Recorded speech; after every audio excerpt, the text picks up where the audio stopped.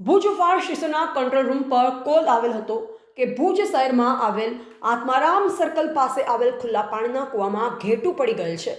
તેઓ કોલ મળતા station fire officer Shri Sachin Parmar સાહેબની સૂચનાથી તાત્કાલિક ફાયર ટીમ ઘટના સ્થળે પહોંચી તપાસ કરતા ઘેટું આશરે 65 ફૂટ ઊંડા કૂવામાં પડેલ છે।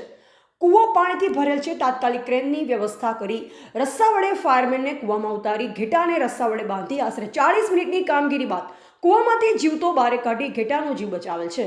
આ કામગીરીમાં ભુજ ફાયર વિભાગના ડીસીઓ વિશાલ ગઢવી, ફાયરમેન ઇમ્તિયાઝ સમા, રુદ્ર જોશી, મોહન રબારી તથા ટ્રેનિંગ સ્ટાફ જોડાયો હતો।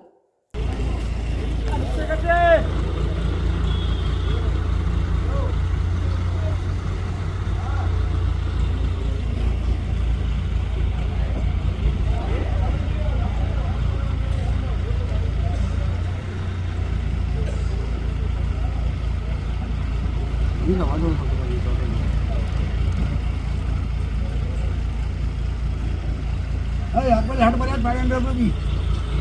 આનું 100 રૂપિયા પર ગણ બધું આવી ગયું પડ્યા.